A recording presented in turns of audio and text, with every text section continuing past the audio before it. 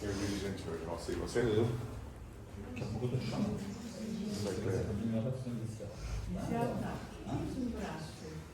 Já vou explicar, porque todo mundo vai perguntar. Acupuntura. Eu acho que é acupuntura, né? Pois é. Bom dia a todos. Antes que vocês me perguntem ou me achem maluco, isso aqui chama-se acupuntura, tá? Então tem uma agulhinha espetada aqui, um probleminha de tendinite, a gente vai chegando a uma certa idade, né? 35 não é fácil não é fácil ter 35 anos não. Tá? Eu já era quase 2 vezes. Então, há muitos anos atrás eu fui no médico acupunturista e ele fez, eu pesquisei, agora eu mesmo faço. O braço já está potente. Tá? Muito bem. Inicialmente gostaria de agradecer a todos pela presença no dia de hoje. Tenho certeza que aqueles que aqui estiverem hoje vão sair daqui com o coração mais, como é que eu posso dizer, receptivo, porque a palestra de hoje promete isso. Não é porque é o Ari, não é porque ele é gringo, né? Mas é o tema que ele escolheu. Eu sou suspeito de falar. Sabe aquelas pessoas que você tem empatia, que você vê assim a primeira vez, você fala, nossa, né? Eu acho que até foi na semana passada eu comentei isso. Tem outros também que você olha e fala, nossa, né? Com o Ari foi diferente. Quando eu olhei para o Ari, falei, isso aqui é de outra encarnação, meu amigo. Tá? A gente já se viu antes. A empatia é muito grande. Concordo contigo. Concorda? Que bom. Eu pensei que era só eu que era o louco, então Todo já mundo tem isso. mais um. Todo mundo tem? Mas acontece. Eu achava que tinha se identificado com a careca, né? Talvez, pode ser, porque a gente tem um estereótipo parecido. Aqui, antigamente ele era quietinho. Quem era quietinho? Ele. Mas Depois ele... começou a andar comigo. Envergonhado, né? Começou a andar comigo. Né? Mas Se era não falar muito não igual solidário. eu, pronto. Muito solidário. Então, queridos, eu vou chamar o meu amigo Luiz para fazer a leitura, por favor. Bom dia. Mais uma vez, a nossa leitura de hoje é do livro Conduta Espírita, do Valdo Vieira, pelo Espírito André Luiz. A mensagem de hoje é Na Propaganda. Estudar-se na humildade constante ao desenvolver qualquer atividade de propaganda doutrinária, evitando alarde, sensacionalismo, demonstração publicitárias pretensiosas ou métodos de ação suscetíveis de perturbar a tranquilidade pública. Sem orientação segura, não há propaganda produtiva. Com critério e temperança, estender a propaganda libertadora dos postulados espíritas até o recesso das penitenciárias e das colônias de isolamento sanitário, sem depreciar crenças ou sentimentos. Os mais doentes requerem maior ajuda. Incentivar o intercâmbio fraterno entre as pessoas e as organizações doutrinárias, por meio de cartas e publicações, livros e mensagens, visitas e certames especializados, buscando a unificação das tarefas e o esclarecimento comum. A permuta de experiências equilibra o progresso geral.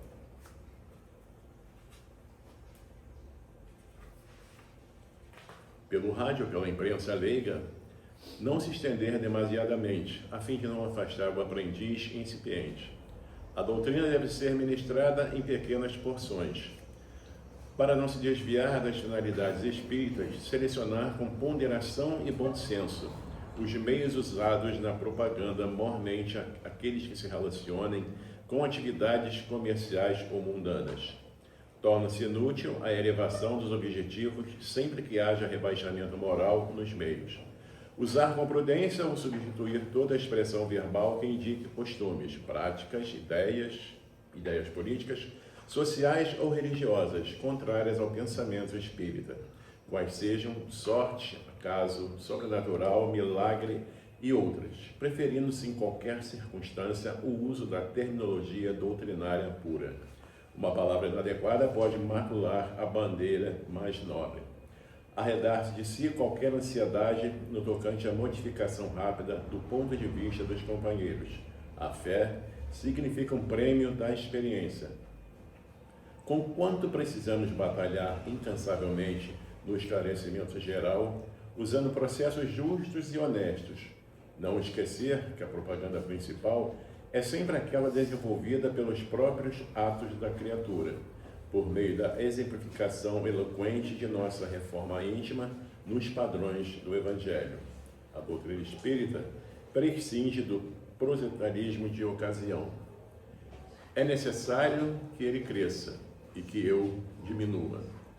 João Batista, em João capítulo 3, versículo 30. Muito obrigado. Essa leitura me remete quando eu comecei no Espiritismo, alguns anos atrás, não vou falar quantos anos, senão revela a minha idade.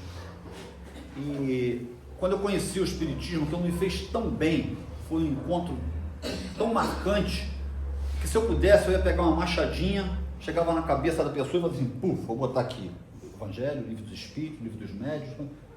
Eu queria que as pessoas sentissem aquela mesma vibração, aquela mesma energia que eu estava sentindo. Lê do engano. Como está escrito aqui na obra, isso é aos poucos, é dia a dia.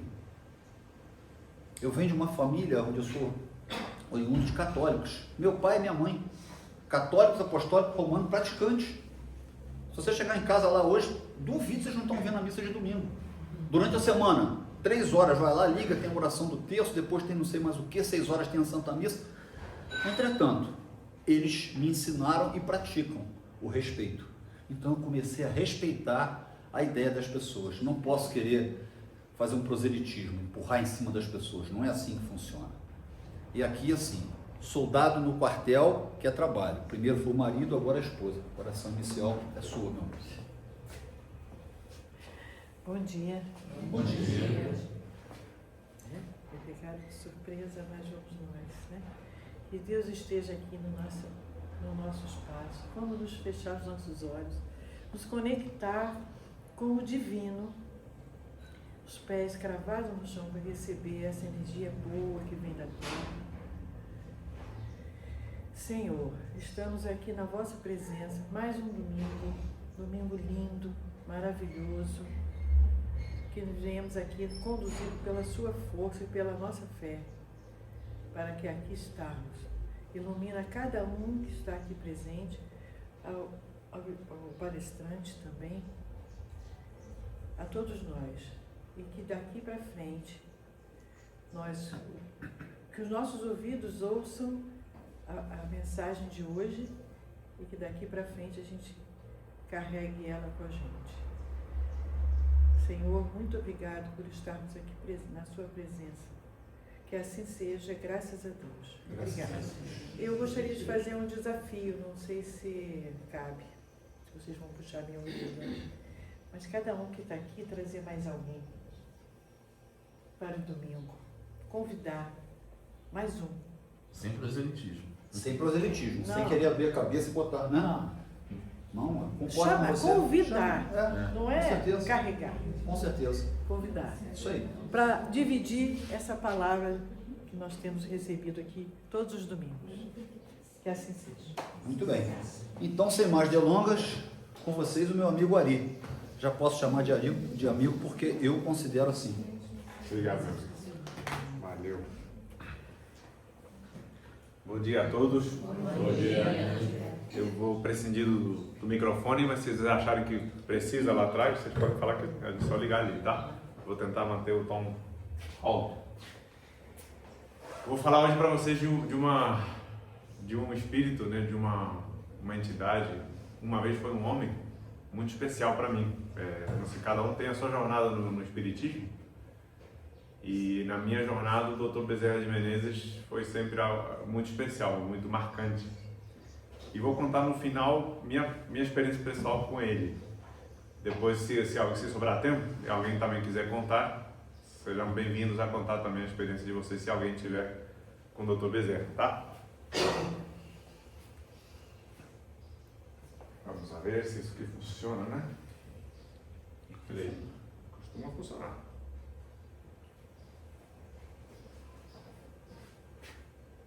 Não foi? Aqui já tá rodando já. Deixa eu ver com você. Não, é o de baixo.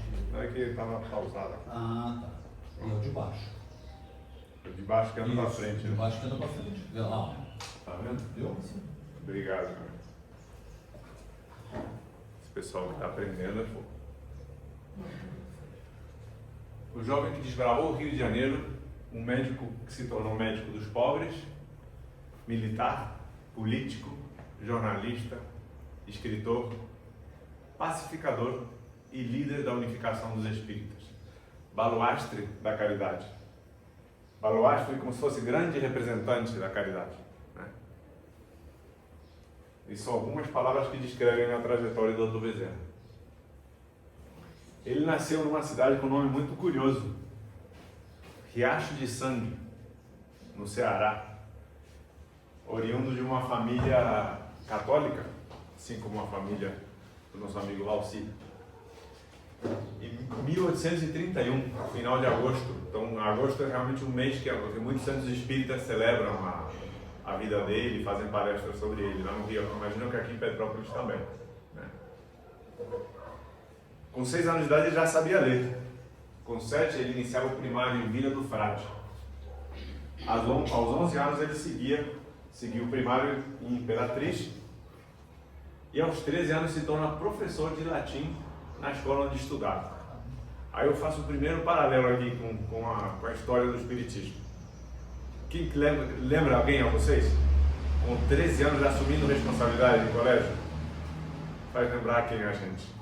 O Robson melhor com o caso que sabe. Kardec. Exatamente. Kardec, quando tinha 16 anos, 15 ou 16 anos, o diretor do colégio em Paris se ausentou por uma viagem. Quem colocou como responsável pelo colégio? Paris não, na Suíça. Na Suíça? Sim. Perdão, achava que foi em Paris.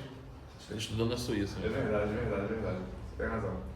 Saiu para a viagem e deixou Kardec responsável com 15 anos pelo colégio inteiro. Não tinha um professor não, de 20 ou 30 anos para botar uma professora, né? Botou um garoto, imagina o potencial desse rapaz, né? A responsabilidade dele, né? E aos 13 anos, latim não é fácil, não sei quem teve a oportunidade de estudar. Já peguei a geração que não se estudava mais no colégio, mas eu tive alguma pincelada por aí. Achei muito complicado, né? Apesar de ser a origem de todas as línguas latinas, Sim. né? Mas é difícil, latim. 13 anos já era professor disso. Então ele tinha uma capacidade diferenciada, né? A orientação educacional, ele tinha um tio e que se tornou grande amigo dele, o Dr. Manuel da Silva Bezerra, orienta ele nos estudos, sempre o apoiou, orientou. O pai era militar, era coronel do exército, mas uma influência educacional mais forte do que o pai foi o tio, o Dr. Manuel. Em 51, após completar 5 anos no ginásio, embarca para a capital do Brasil, Rio de Janeiro, onde se matricula no curso de medicina. Então ele vem para o Rio de Janeiro sem dinheiro da família praticamente, apesar de terem uma situação razoável financeira, não tinha condições de mandar dinheiro com ele, mandaram um pouquinho de dinheiro para ele se virar. Então ele chega no Rio de Janeiro, vindo do norte, né, do nordeste, com pouquíssimo dinheiro e enfrentar aí o Rio de Janeiro, mas com capacidade impressionante, né? Nesse período enfrenta desafios de toda a sorte. A Luizinha Isso. enfrenta desafios de toda a sorte, materiais, preconceito dos colegas e professores. Na biografia, que até vou recomendar algumas leituras aqui. O Luciano Klein é um autor também do Ceará, que é considerado o maior pesquisador da vida do Dr. Bezerra. Ele foi um dos que me ajudou mais na montagem desse material. E ele diz que o Dr. Bezerra sofreu preconceito, ele chegou com um sotaque forte, sem conhecer ninguém, não tinha recomendação de nenhuma família abastada no Rio de Janeiro, havia um elitismo social. Então ele foi numa faculdade federal que era prestigiosa já, a UFRJ, se chamava a Universidade Federal do Brasil, em geral precisava de uma recomendação, uma coisa, né? Ele não, chegou aqui para desbravar e inicialmente não foi recebido com muita aceitação, digamos. Mas aos poucos, graças a preeminentes trabalhos e estudos que o destacaram, ganhou o apoio e a confiança dos colegas e mestres. Teve um trabalho particularmente que fez a diferença. Ele entregou um trabalho com um detalhe, um estudo de microbiologia, anatomia comparada, histologia, coisas que o professor falou isso, você que não fez isso aqui, quem fez isso para você? Você comprou de quem? E o ridicularizou na frente dos colegas, num anfiteatro gigante que tinha na UFRJ. E aí o Dr. Bezerra falou, não fui eu. Ele insistiu E aí falou, eu te desafio na frente da turma a me dizer tudo que está aqui. Você aceita? Ele aceitou o desafio. Ele respondeu com letras e vírgulas todo o trabalho, demonstrando que foi ele que tinha feito o trabalho. E aí o mestre abraçou ele, os colegas passaram a admirar ele e se tornou um destaque na faculdade, já desde cedo. Essa é a foto mais antiga que a gente conseguiu achar dele, que considerada a foto mais antiga, que aparece um defeitozinho no olho, mas eu acho que é um problema de conservação. Ele não tinha olho tão vejo assim. Esse aqui é o diploma. Antigo nome professor, se chamava Universidade do Rio de Janeiro. Conclui o curso aos 25 anos de idade, em 1856.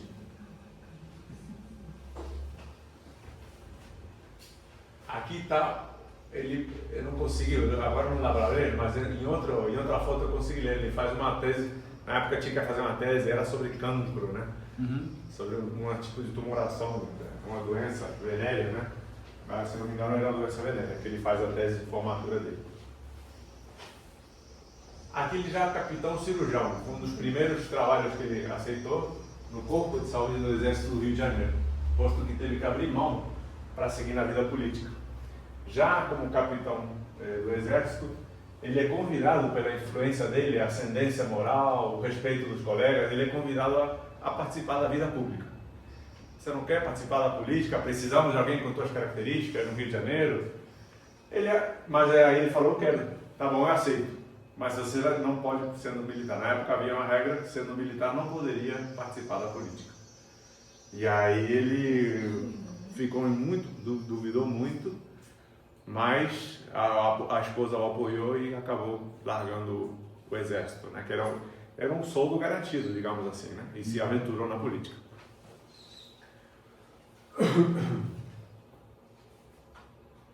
Ele entra para a Academia Imperial de Medicina em 1857, pouquinho depois de formado. Ele entra na academia. Vocês vão ver que não é brincadeira a ação dele, um homem realmente de muita iniciativa. O primeiro casamento com Maria Cândida de Lacerda, em 1858, mas ela vem a desencarnar 5 aninhos depois. Deixa ele sozinho com 2 crianças. Naquela época, já trabalhando muito, político, imagina o desafio para ele como pai, né? E o que acontece? A irmã menor, que nós se tinha 13 ou 15 anos de idade, a irmã menor da Maria Cândida, começa a ajudar com as crianças, a cuidar das crianças. E nesse atrito familiar ele casa com a irmã. Muito comum, na época muito comum, né? Me surpreende a idade, né? Mas era muito comum na época. Então Maria Cândida teve uma importância grande, mas a primeira esposa teve só 2 filhos. Quantos filhos vocês acham que o doutor Bezerra teve? Você vê na inteligência artificial, você bota no Google e diz 6, 7. Mas o Luciano Klein pesquisou a fundo. Adivinha? Chuta aí, gente. Os nossos padrões de hoje é algo inacreditável. Uns 10. 10 tá bom. Mais ainda. 10 tá bom? 15, 13, Quem falou 15? 15. Você sabe já? Não, chutei. Acertou. Nossa. 15 filhos carnais e 16 ao todo porque ele adotou um. Vocês imaginam uma casa com 16 crianças? Meu Deus. A gente criar 2 hoje em dia é difícil, né? Pois para a época não era normal. Na Espanha era normal Na também? época era normal. A antiga tinha muito, né? Tinha muito. Realmente, mas não me deixa de me impressionar. Eu fiquei impressionado. Isso, eu não sabia disso, apesar de ser fã da vida do Dr. Bezerra, eu só soube quando fui montar a palestra. Eu teve vários aprendizados. Eu não sabia disso não. Você também não sabia? Então, a gente é admirador da vida dele, mas não sabe de coisas assim, acho. Me ajudou muito a conhecer alguns detalhes. E ainda vou conhecer muito mais, né? Porque tem muita coisa aí. Tem um livro que o Luciano Klein lançou recentemente, que é Vida e Obra, se não me engano. Eu vou falar o nome depois. Dessa grossura. 30 anos de pesquisa do Dr. Bezerra. Eu quis comprar ontem na Amazon, mas não sei porque não tinha em estoque, alguma coisa assim, não consegui comprar. Segundo casamento, então, com a esposa Cândida Augusta, irmã da falecida esposa, que cuidava dos filhos. Em 1865, e permanecem juntos até 1900, data do falecimento dele. Então ela o acompanha o resto da vida até falecer. Grande espírita, inseparável, se tornou uma verdadeira companheira dele, apoiou ele nos momentos mais incríveis. Então era chamada carinhosamente de Dodoca.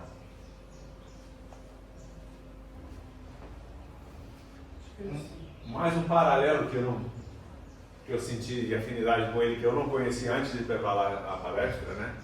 Bezerra era considerado um grande homem de família, um pai presente, coisa rara na época, né? Quanto mais os pais, né? Os pais eram mais ausentes no lar, né? O Bezerra já era, bom, forçadamente, né? Perdeu a esposa, imagino que foi um pouco também, mas ele muito familiar, muito paternal, e várias coisas ao longo da vida dele foram marcadas pela convivência e os desafios que teve com os filhos. Um homem que sofreu muitas provações. Desses 16 filhos que a gente conversou, quantos ele viu morrer antes de morrer? Adivinha?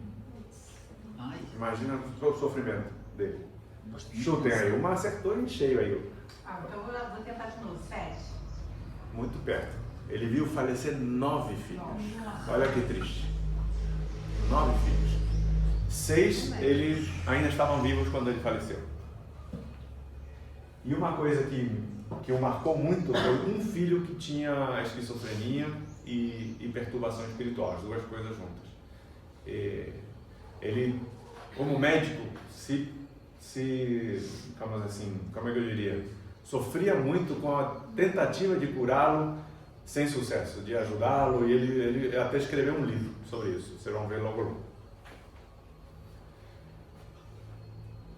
Homem de ação, né, como a gente conversou, ele foi um homem que em menos de 70 anos, se não me lembro mal, foram 69 anos de vida, fez muitas coisas. Membro da Sociedade Físico-Química, que depois se transformou no Instituto Médico Brasileiro, do qual foi presidente até 1860. Membro da Sociedade Médica do Rio de Janeiro, vinculado à Sociedade Hahnemanniana, o Instituto Hahnemanniano ligado à homeopatia. O Hahnemann foi o criador da homeopatia. Membro da Sociedade de Geografia de Lisboa. Então tinha interesses outros além da medicina, né? Tinha interesse em geografia, em história, em jornalismo, em comunicação. Era realmente era empresário, empreendedor. Muito interessante. Amante da história, pesquisador, jornalista, escritor, político, abolicionista. Vamos fazer uma reflexão histórica aqui. 1865, 1870. O que estava acontecendo nessa época? Tínhamos a tal de escravidão ainda no Brasil. Ele chega no cenário político com os conservadores, por um lado, querendo defender a permanência da escravidão, porque disso dependia as fazendas dele, a economia. Achavam que a economia do Brasil dependia disso. Dr. Bezerra, desde o início, abolicionista.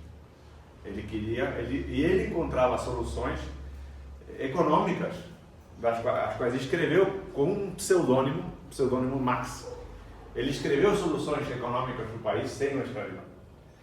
Só que era um tema cabeludo, porque havia muita força nos conservadores, era risco realmente, e ele foi corajoso. Ele teve muito embate político sério, assim, foi muito puxado, não foi brincadeira não. E tem umas curiosidades sobre isso bem interessantes. Quem que assinou a abolição da escravidão no Brasil? A princesa Isabel, né? Vocês vão ver uma coisa interessante daqui a pouco. Então aqui como escritor, em Pérola Negra, o Dr. Bezerra, ele fala sobre os ideais abolicionistas e soluções sociais e econômicas para a época, que eram muito adiantados, era um pensamento adiantado para a época. E ele, como não podia falar disso como político, como ele tinha que ir aos poucos, falou com um pseudônimo, assinava com um pseudônimo sem ser o nome dele, chamado Max. Esse livro deve existir, imagino eu, né? Também foram coisas que eu descobri depois. Estou querendo, você já sabia, né? Queria adquirir para poder ler, né? É muito interessante ler. E nos enche ainda mais de orgulho, né? ter um dos maiores nomes do espiritismo defendendo a abolição tão cedo, né? É uma coisa que não devia nem ter existido, né? O Bezerra enfrenta grandes provações. Então, a primeira grande provação foi mudar para o Rio de Janeiro. Jovenzinho, vindo do interior do Ceará, sem dinheiro praticamente e sem referências grandes na cidade, né? Não sei se vocês viram o filme, mas tem uma passagem importante sobre isso, sobre a parte financeira. Vocês viram o filme Bezerra de Menezes? Sim. Não viram? Recomendo para quem não tenha visto. Não é uma grande obra cinematográfica, mas é bem legal. É bem legal. Eu achei bem legal. É bem válido para a gente, então, que o espírito achou bem válido. Vocês viram? É legal, não é? Vocês lembram dessa passagem que eu acho que é baseada em pesquisa também? Que ele dava aula, dava monitoria para alunos para ganhar um dinheirinho, né? E a gente não se sabe, mas o filme dá a entender que ele deu aula para o espírito. Porque o rapaz, na época, ele não tinha dinheiro para pagar o aluguel do mês, estava muito preocupado. Aí aparece um aluno que fala, eu quero pagar o mês todo, adiantado. Não, ele não queria receber, falou, não, eu não quero, obrigado, você me paga por aula, não acho mais justo. Eu estou te dando aula sobre um tema que eu não estou me preparando há muito tempo, eu vou ter que me preparar para servir de professor para você. Ele não quis aceitar, mas o aluno insistiu. Deu a quantia praticamente exata do aluguel dele, do quartinho onde ele morava. Cadê esse aluno? Deu um mês todo adiantado, nunca mais voltou, nunca mais ouviu. Que estranho, né? É estranho. Não sei se era um espírito que se materializou ali. A gente não vai saber, não, mas é curioso. Tá? Não é impossível. É bem possível. É bem possível porque ele era médium já sabe, não sei se ele era médium de efeitos físicos, mas que a espiritualidade faz coisas que a gente... Já ajudava o Chico a vir dos Estados Unidos no espírito materializado? Já ajudava? É, o Chico Xavier, né? Já teve um caso desse. Um espírito materializado ajudou ele a vir dos Estados Unidos quando ele ficou perdido lá. Ah, e teve um também que... relacionado às crianças, à caridade, né? Que apareceu. Tem vários casos assim. Tem vários casos assim. Não duvido nada que tenha sido. Também não duvido nada. Também não duvido nada. A perda da primeira esposa, Maria Cândida, então 5 anos de casado, jovem, a filha toda pela frente, a esposa falece. Você como médico não consegue salvar a tua própria esposa, não deve ser fácil não. Né? A obsessão e doença psiquiátrica do primeiro filho inspira o livro A Loucura sob um Novo Prisma. Então, esse fato de ter se debatido com a doença do filho, ter tentado salvá-lo, ter refletido muito, escrito sobre o assunto, marcou muito a vida dele. As intempéries na política, como a gente falou, ele foi atacado,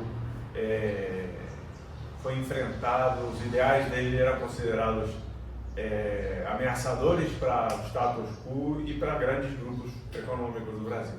Então, não sofreu pouco. Os desafios como empresário dizem que até participou da implantação das vias ferroviárias do Brasil. Ou seja, teve alguma ligação com o Visconde de Mauá, com aquela época que teve um grande boom financeiro no país. Ele chegou a ter várias empresas. Ele chegou a uma condição financeira muito importante, mas depois foi sendo cerceado, não só pelas atitudes dele caridosas, mas também pela postura dele. Ele foi sendo cerceado pela postura dele abolicionista, tinha uma visão de sociedade justa.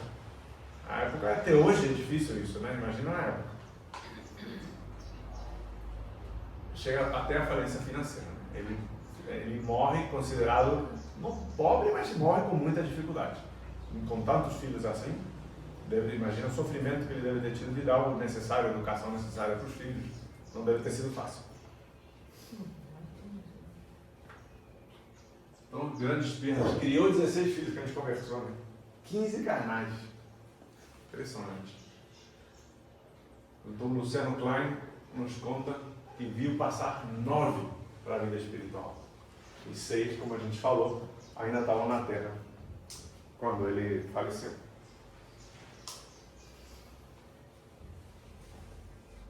E aqui vou começar a falar um pouquinho do Bezerra Espírita. O Dr. Bezerra, ele tem uma obra, como todo mundo sabe, excepcional no mundo espiritual. Quantos centros espíritas levam o nome de Bezerra de Menezes no Brasil? No Rio deve ter mais de 100. Imagina no Brasil e no mundo. Centenas, milhares, eu não sei, não tenho esse dado.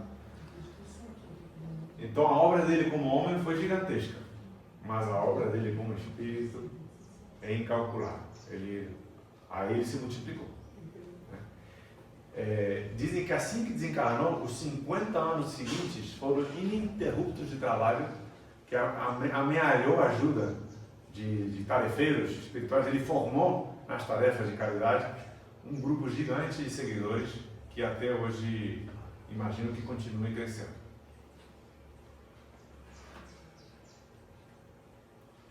Aqui algumas curiosidades. Eu quero que vocês participem, senão vai acabar a palestra e daqui a pouco não tem a participação de vocês. Quem conhece a história de Zaqueu? Eu conheço muito. Então conta para eles, já que sabe melhor do que eu. Não, Pode vou relembrar o tempo que eu dava aula de catecismo. Eu dei aula de catecismo.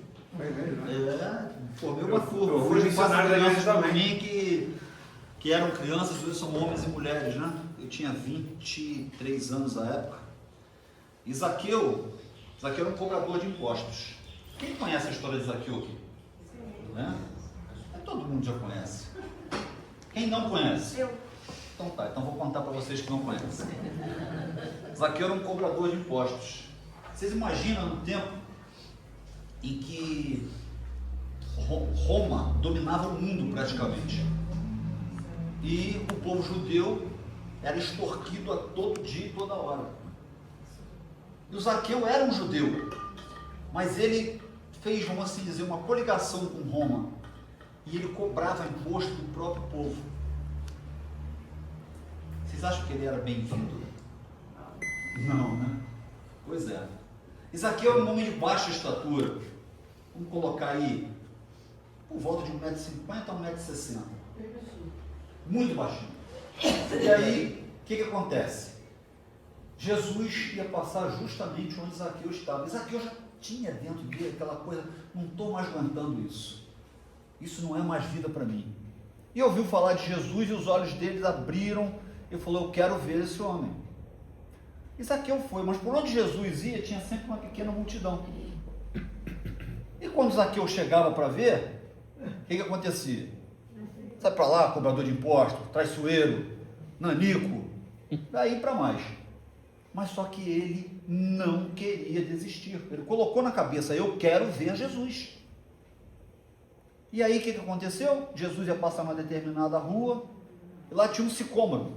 O sicômoro era uma árvore. O que o Zaqueu falou? Eu vou subir nessa árvore, já que eu não tenho estatura e não deixam chegar. Ele subiu e ficou esperando Jesus. Ele queria ver o Cristo, queria ver aquele que ia trazer a boa nova.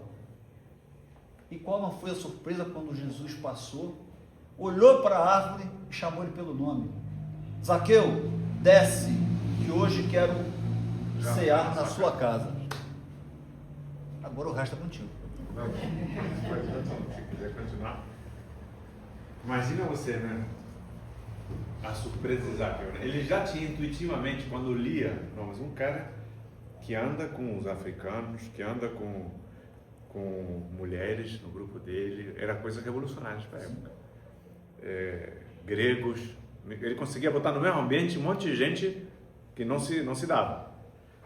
Ele falou, esse cara tem alguma coisa de muito séria. Será que é quem eu penso que é, né? E aí ele tem essa situação toda, dessa admiração. Ele tinha uma intuição que Jesus era de fato o Messias. E quando imagina eu, se eu subo na árvore e vem o mestre já me chama pelo nome, acho que eu caio na árvore, né? Imagina você, né? É incrível, né? A situação é incrível. Aí vai lá, até a hora que vai ao jantar, ele não acabava de acreditar. Não sei se você lembra dessa passagem. Ele duvidava se Jesus de fato ia jantar lá, se os discípulos iam deixá-lo. Mas ele mesmo assim prepara a casa, a ceia, tudo mais.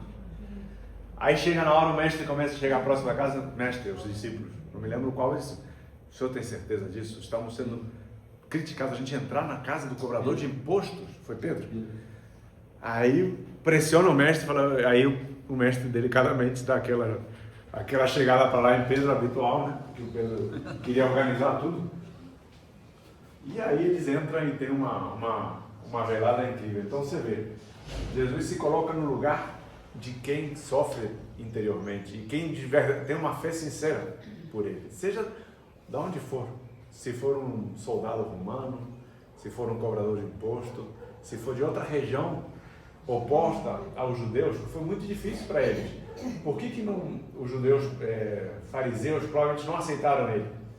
Porque eles tinham nas escrituras antigas que iam vir salvar o povo judeu. Só que Jesus não veio só salvar o povo judeu, veio salvar o mundo inteiro. E ele se incomodava a origem da pessoa. A origem da pessoa podia ser qual for. Ele precisava passar aquela mensagem. E eles confundiram isso até hoje. Tem todo respeito para a religião judaica e tudo. Não tem a sua visão, né? E a gente respeita. Mas não reconheceram. Esse é um fato. Até hoje está aí. Né? Como não reconhecer um mestre desse envergadura, eu não sei. Mas ele era muito revolucionário. A gente tem que entender que nem toda a cabeça, como você estava falando isso, está pronta para receber na hora que a gente quer, acha adequado. Né? Cada sementinha vai desabrochar no seu momento. Só para ilustrar o que você está falando, não te cortando e já te cortando. Não, por favor. Quero que você participe. Eu tive um tempo conversando com um rabino, que ele era de uma escola, essa escola existe ainda em Petrópolis, eu tive a oportunidade de conversar com ele. O judeu considera Jesus um grande profeta, mas não o Messiá.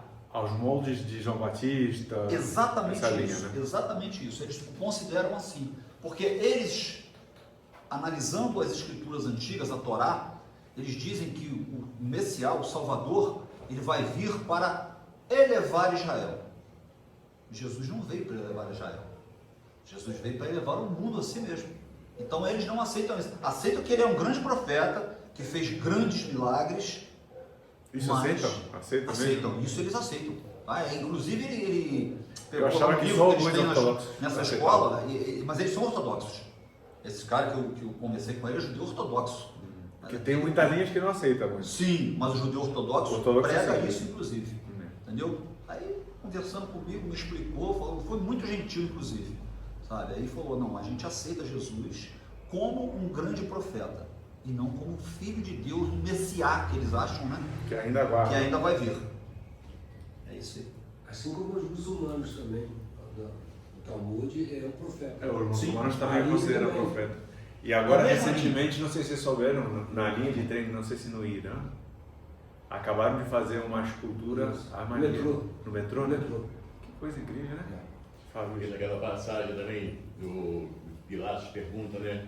Quem queres que eu liberte, Jesus ou Barrabás? Aí o povo pediu Barrabás. Por quê? Porque eles não viam em Jesus um líder para libertar eles dos romanos. E Barrabás era o que agitava, né? O Barrabás era um agitador. Por isso que eles pediam para libertar o Barrabás. Eles queriam um guerreiro, né? Para liderar o exército. Ele é o cara na frente do exército para lutar com armas e libertar o povo. Isso Mas não sabe muito longe, os próprios discípulos tinham essa confusão. Tinha. Eu acho que a queda de Judas foi o de problema. Judas Iscariotes. O de Judas foi esse. Foi essa. Judas, ele confrontou até o fim e se entregou no final. Eu acho que com a tentativa de ver se provocava Jesus e ele reagia. A ideia era essa. Saiu pela culatra. Ele queria que Jesus lá usasse os poderes dele, Exatamente. né? Ele chegasse, revelasse com todo mundo, botasse para quebrar, mas O Jesus precisava da transformação moral. É. Até hoje, pra gente é uma coisa não difícil entendeu, de eles não entender. entenderam, né? É difícil entender mesmo. É difícil, a gente se colocar na cabeça deles naquela época. Realmente devia ser muito difícil. Nos dias de hoje é complicado você dizer ama teu inimigo. Imagina naquela época. Não, e assim, como deve ter sido difícil para o mestre falar, como explicar tantas coisas que ele deixou escritas, atemporais até hoje, para um povo que, ou seja, ele deve ter escrito para o pessoal de lá entender, para quem não convivia com ele o tempo todo entender, e para os que leriam as histórias sobre ele entender milhares de anos depois. É muito, muito incrível, né? Realmente é uma inteligência superior ali, né? Enfim. Essa história de Zaqueu. Mas eu não falei o principal. Então, Bezerra como Zaqueu. Há escritos psicografados, eu não me lembro se é do Chico ou do Divaldo, mas digamos assim, Diversos espíritos falam isso. diversos, né? Que Bezerra de Menezes foi Zaqueu. Então, muito interessante, né? você vê assim uma reflexão, como é longa a nossa caminhada, né? Zaqueu já era um cara, há 2000 anos atrás, 2000 e poucos anos atrás, com uma afinidade com o Mestre Jesus. Até se tornar um espírito de luz como Bezerra. Olha, 2000 anos, quantas encarnações? E a gente quer para ontem se transformar, né? A gente quer dormir hoje, amanhã nascer bom, amanhã acordar já, digamos assim, com um trabalho de burilamento feito. Feito Paulo de Tarso, né? Na mesma encarnação de sair de demônio a anjo. Realmente, aí foi uma transformação pesada, mas ele já vinha com uma carga de preparação, né? Devia ser. Devia, não é? Tem um relato no livro Ave Luz. Aliás, Eu no li. livro Jesus Voltando, perdão. Ah, então não li esse. Jesus voltando. Jesus conversando com Paulo, no caso Saulo de Tarso. Tem esse relato. Que incrível. Tem esse relato. Eu já, inclusive, vou pedir um dia aqui para fazer uma palestra sobre isso. É maravilhoso o diálogo. Então vamos marcar já. Vamos marcar. Muito Eu já bom. fiquei curioso. Ele já está na gente. Já fiquei curioso. Então, vamos botar na agenda já. Vale a pena. Em 1886, se declara publicamente espírita em exposição memorável. Então, Bezerra de Menezes, se eu não me lembro mal, eu já li que uma vez foi na FEB, em outra fonte li que foi na Câmara dos Deputados. Então, eu li, aliás, li mais de um lugar que foi na FEB, então acho que foi no prédio original da FEB, no centro do Rio de Janeiro, tinha 1.500 lugares, anfiteatro lotado. Imagina hoje, na época não tinha tanta gente como hoje, né? Lotar um lugar de 1.500 pessoas. E aí o Dr. Bezerra se pronunciou espírita publicamente. O que isso significava? Isso significava que um político se declarasse fora da lei, porque o espiritismo era contra a lei. Havia batidas nas casas espíritas, né? Sim. Vocês conhecem a história delas? Sim. Tivemos uma palestra aqui de uma senhora que conheceu os antigos espíritas, que havia batida de polícia, que desligavam as luzes do centro quando escutavam a sirene da polícia passando, para não ser interrompida a sessão, né? A não ser que você tivesse ido na polícia antes, e aí você tinha que ter uma procuração dizendo inclusive o nome das pessoas que ali estariam, Eles cadastravam lá. para poder fazer a reunião pública. Era mais difícil a espírita, né? Dom Pedro II ajudou a quebrar isso daí um pouco. Dom Pedro II foi? Então, mais uma história que eu não sabia, porque eu sei da Princesa Isabel, que tem uma curiosidade no final, que a gente vai contar. Mas o Dom Pedro é um grande brasileiro, né? Eu acho que realmente ele tem uma... Inclusive o Dr. Bezerra fez uma biografia sobre a vida do Dom Pedro. Ele fez, olha só, vocês vão ficar impressionados. Mas desculpa. Não, mas como é que o Bezerra se conheceu a doutrina espírita? Eu estou falando ainda do... Mas deixa eu perguntar Acho que você rapidinho. vai chegar lá. Desculpe, como começou? No filme, um colega dá um livro dos espíritos para ele. Ele vai no bonde lendo, aí se interessa demais. Ele li como se tivesse já visto aquilo. Dá Né? para chegar lá? Não vou falar sobre isso não. Mas No pode filme é contar. assim, não sei se está romanceado, né? Não, está romanceado, mas baseado em pesquisa, né? Poucas coisas são fantasia. Vai através do livro dos espíritos, que foi presente. Teve isso também de ler os livros dos espíritos e ele lê aquilo como se já conhecesse aquilo. Ele lia cada página e ele começou a devorar aquilo e falou, gente, parece que eu já conheço isso. Isso já estava escrito nele. Né? Mas aí, de fato, quando a gente lê a doutrina, a gente fala, poxa, faz todo sentido. Né? A gente pensa, não, isso para minha razão faz total sentido. É uma das coisas que nos encanta, né? É um déjà vu. De certa maneira. Por quê? Porque fala da consciência. Dizem que a nossa consciência está gravada em nossas almas, em nossos espíritos. Já temos a consciência do que é certo e do que é errado, já está dentro de nós. Então, quando a gente se depara com o que é verdade, seja com qual corrente filosófica for, a gente reconhece isso. Né? Isso também é... mas tem uma outra origem. Dizem que o Dr. Bezerra tinha dispepsia grave. O que é dispepsia? É um desconforto abdominal, cólicas. Né? Ele sofria de cólicas. E já tinha tentado várias coisas, remédios, tinha ido no melhor gastro do Rio de Janeiro, emérito professor, catedrático, não sei o quê. Tentou o tratamento, já estava ficando desesperançoso. Quando um colega da medicina falou, posso te levar para um receituário mediúnico, vai te dar uma fórmula de homeopatia, você vai você vai tomar um passe, eu tenho a garrafinha aqui, obrigado, Luiz, mas valeu. Você vai tomar um passe, ele, não, eu sou católico, ele resistiu. Mas a dor o levou lá, porque ele tentou todos os melhores médicos e não dava resultado. Em 2 sessões, se não me lembro mal, 2 ou 3, começou a tomar os remédios homeopáticos, teve um alívio absoluto da dispepsia dele. Ele falou, gente, como é que pode isso? Eu fui um dos maiores catedráticos do Rio de Janeiro e não me curaram. Esse negócio que me curou, como é que pode? Aí eu não sei se isso foi antes ou depois da leitura do Livro dos Espíritos, mas deve ter sido na mesma época. Nessa exposição memorável, tem uma amiga minha, que é uma da vice-presidenta lá do centro do Rio, que eu frequento há 20 anos. Ela me disse que essa exposição está gravada em algum lugar e que é linda. Alguém transcreveu, mas eu não consigo achar. Já procurei em tudo na internet, mas eu vou escrever para o Luciano Klein, que ou está no livro, ou certamente, se existe, ele pode saber onde está. Então, tem a parte 2 que eu prometi lá no Rio, eu já dei essa palestra lá no Rio. Seria muito legal ter acesso a isso. Seria muito legal, né? Eu vou tentar com o Luciano Klein, dele ser aberto a me responder, não sei se vai demorar ou não. Mas se tiver, a gente faz uma segunda parte. Aliás, eu queria fazer uma segunda parte do Dr. Bezerra, espírito. Pesquisar se tem algumas fontes do trabalho em curso atualmente, que eu já li algumas pinceladas aqui, acolá. No livro Ação e Reação tem alguma coisa, o Silas fala, mas tem várias coisas que eu tenho que coletar para poder juntar e a gente refletir sobre a obra que está em curso. Tem a reunião dos 50 anos do desencarne em 1950, que é narrado por Humberto de Campos também, legal. Que tem a presença do Mestre Jesus ou de uma emissora de Jesus? Emissora de Maria. Emissora de Maria, né? É isso. Que aí depois cai no final da reunião, cai umas bênçãos. Assim. Ele foi chamado para ir para... Ganhou, né, aquela possibilidade de sair da Terra e de ir para outro planeta mais evoluído. Disse que Maria concedeu isso a ele, que aí ele pediu, mandou dar um recado a Maria de que não, que ele preferia continuar na Terra até que todos os irmãos aqui não estivessem mais sofrendo. Então ele pediu para Maria para continuar na Terra.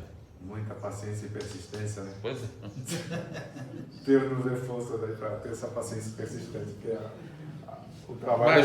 Imagina você poder ir para um lugar melhor, sem dor, sem sofrimento, igual aqui, né?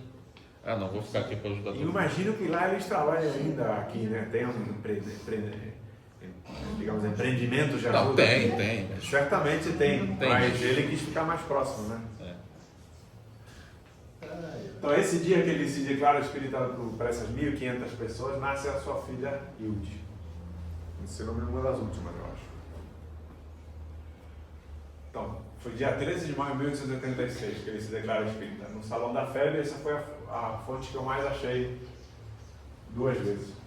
Rua da Guarda Velha, atual Avenida 13 de Maio. O eminente político e médico Dr. Adolfo Bezerra de Menezes Cavalcante se proclama solenemente sua adesão ao espiritismo.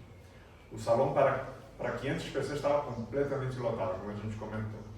A repercussão da adesão pública foi grande. E entre novembro e dezembro de 86, Bezerra, sob o pseudônimo Max, publica uma série de artigos no jornal O País, intitulada Estudos Filosóficos, que teve profunda influência na propaganda espírita brasileira. Dizem que esse projeto foi muito caro para ele, os estudos filosóficos.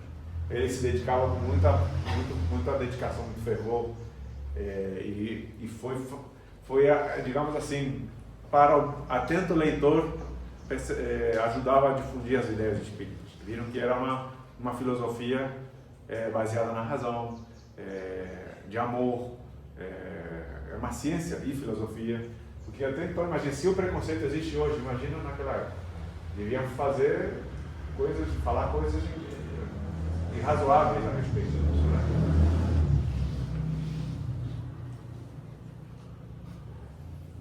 Então, como jornalista, ele publica a biografia de Dom Pedro, que a gente comentou, no Senado Federal. Ela foi reeditada no Senado Federal. Então, isso recentemente foi reeditada e isso está no acervo do Senado Federal do Brasil. Isso é muito interessante. Também não sabia disso antes de preparar essa palestra. 17 biografias. Já escreveram um livro? Eu acho que ele algum trabalho científico. Livro nenhum. Admiro quem escreve um. Dizem que não pode morrer se escrever um livro e plantar uma árvore e ter um filho, né? Imagina 17 biografias. Onde ia arranjar lá tanto tempo, né? Que dedicação, que homem capaz, né? Eu fico impressionado. Escreveu para o Jornal do Brasil por um ano, então já existia o Jornal do Brasil. Criou e conduziu um projeto de estudos filosóficos que foi muito importante, como a gente começou. Ele escrevendo sobre possessão, sobre bicorporeidade, entre outros assuntos. Sobre obsessão e possessão é a mesma coisa, né? É uma obsessão espiritual grave. É aquela possessão. É a subjugação. É a subjugação, né? Quando o espírito subjuga totalmente a vontade da pessoa que está sob esse jugo, né? Deixa de ter uma vontade própria e passa a exercer a vontade do espírito. Exatamente. Ele acreditava que o filho passava por isso, inclusive.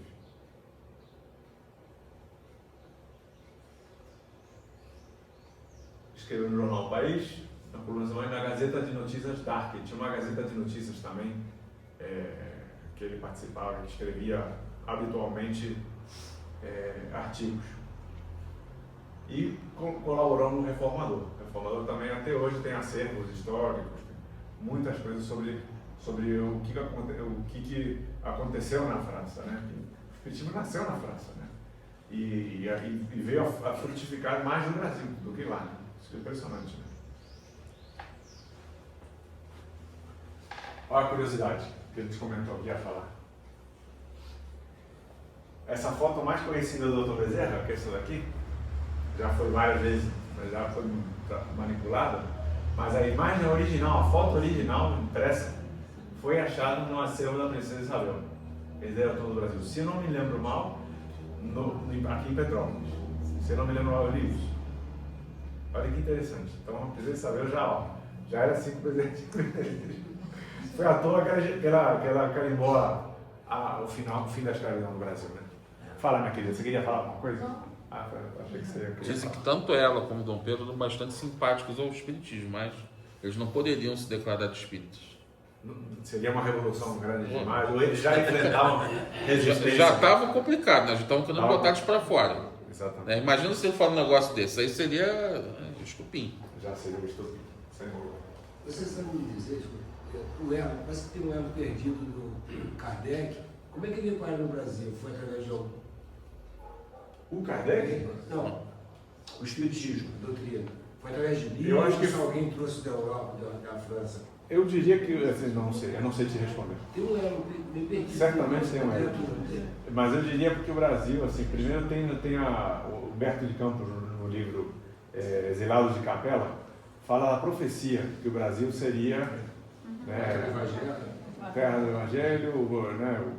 Tem a frase, você sabe falar a frase toda? Eu não sei falar a frase toda, mas a terra do cruzeiro, a terra prometida, digamos assim, onde Jesus iria frutificar essa fase de regeneração.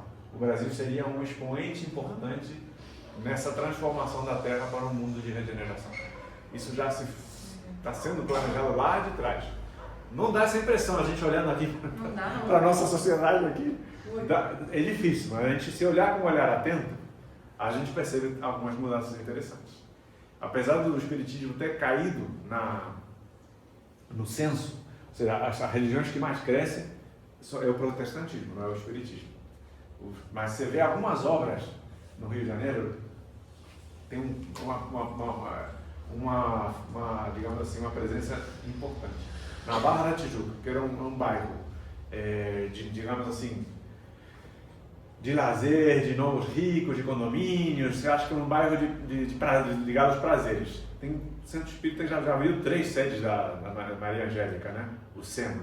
Tem 2.000 trabalhos enormes, tem colégio fundado. Lá em Copacabana tem o Paulo de Tarso, se não me engano, é Paulo de Tarso. Eles têm um colégio que vai desde o maternal até o 2º grau. Um colégio totalmente gratuito, tem jiu-jitsu, balé, capoeira, para todas as crianças da comunidade estudarem lá. É disputadíssima a vaga lá. Então são coisas que estão realmente transformando a sociedade. Só que numa velocidade que a gente gostaria de ver maior. Mas é formiguinha, é trabalho de formiguinha. Não é divulgado também.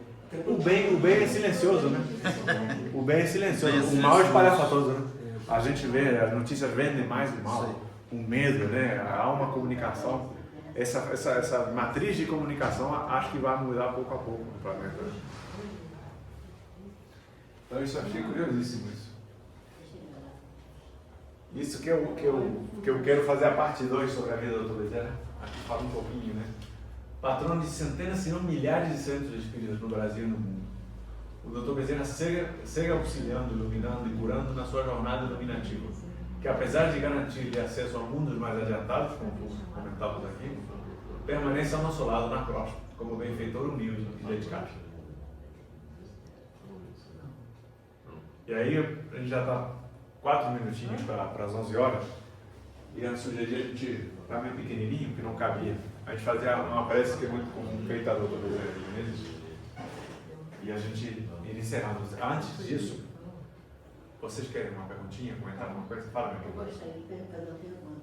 Se eu souber responder. Você a Casa de Recuperação Benefício Bezerra de Menezes na Nova Bambina, no Rio. Sim, eu levava minhas filhas para evangelização lá, quando morei em Botafogo. Eu era pequenininho. Você estudou lá? Não, participei da mocidade. Na Mocidade Espírita. Minhas filhas no carrinho, a pequena a Maria, que vocês conhecem aqui, no carrinho eu levava todo sábado desde a manhã.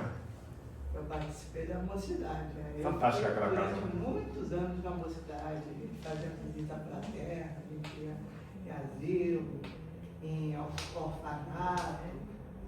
A gente morou um tempo aqui em Petrópolis, aí foi uma desconstrução moral. Para mim foi muito bom frequentar essa casa porque eu me reconstruí moralmente e espiritualmente.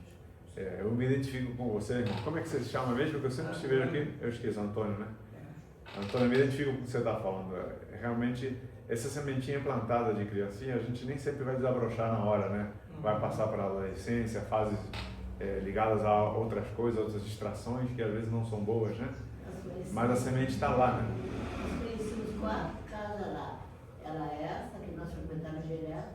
Tinha Francisco de Assis de Martins e tinha a Seara Fraterna da Bento de Lisboa. Tem muitas casas, né? Muitas casas. Na Pedro Neto, eu morava lá.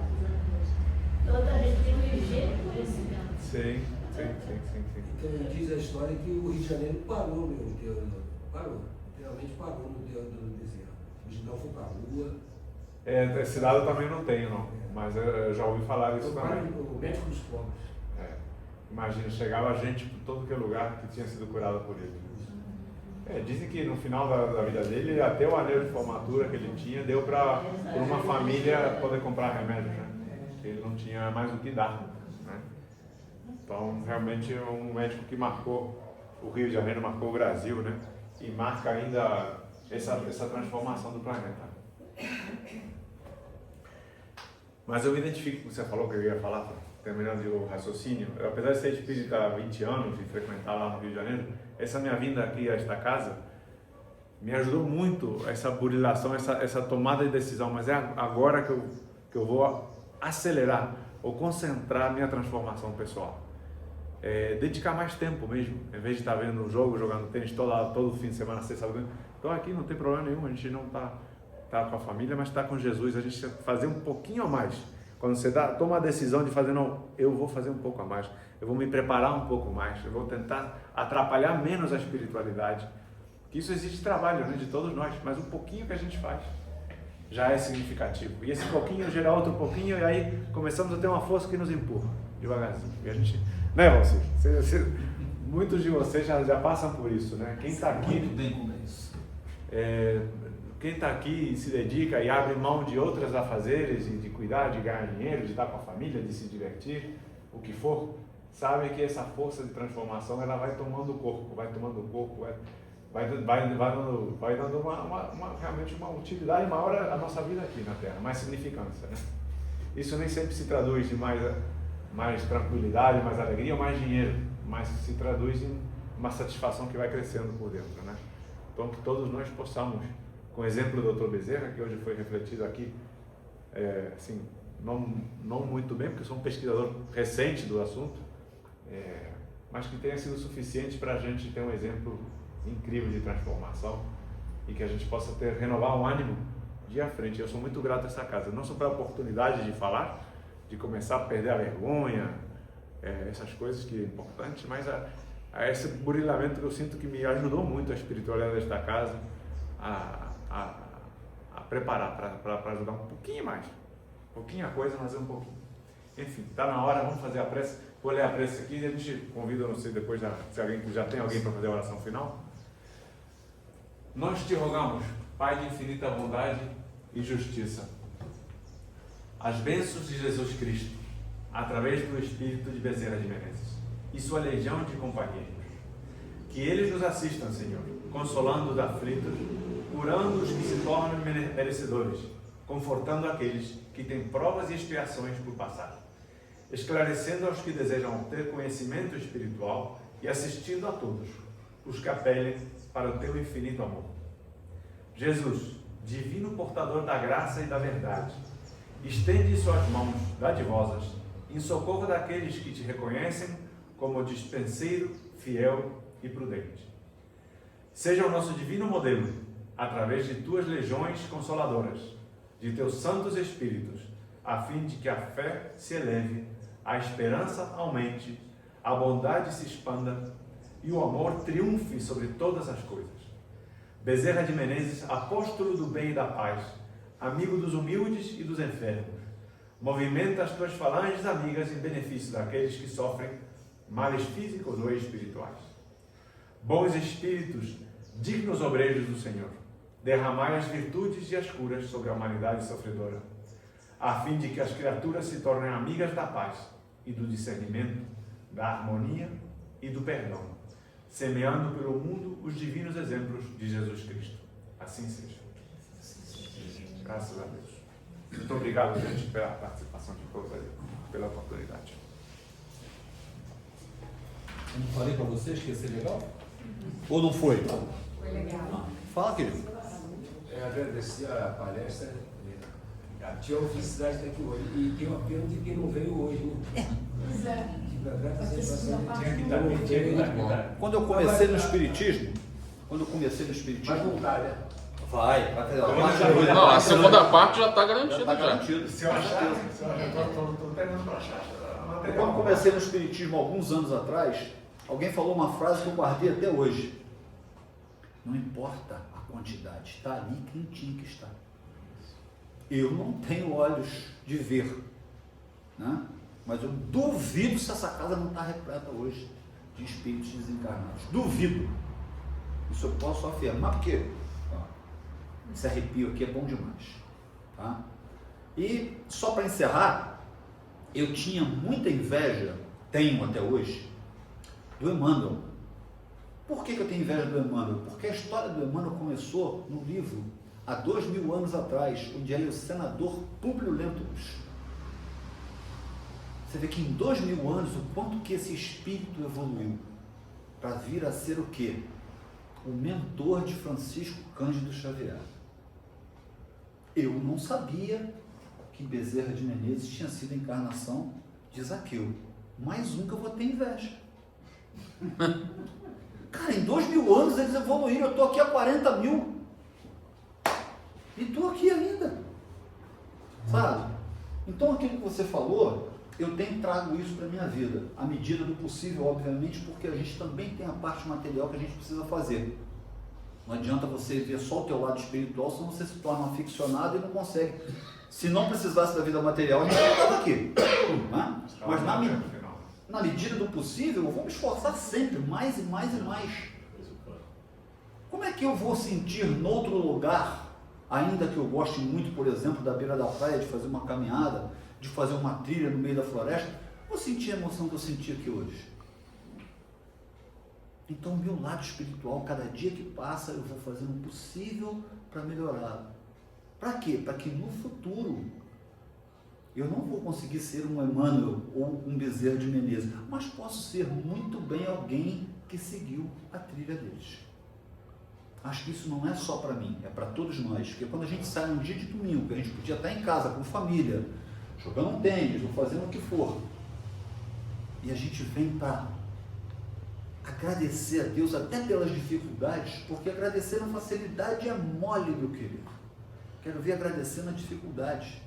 Eu tenho um conhecido que sempre usou muito esse termo e eu concordo com ele. Agradecer a comida na mesa é fácil, eu quero ver agradecer a hora que você estiver com fome e não tiver o que colocar na comida.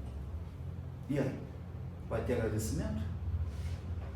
Então que fique para nós essa reflexão dessa manhã, que para mim, não posso falar por vocês, estou falando por mim, foi maravilhosa, foi esclarecedora e trouxe essa energia muito legal.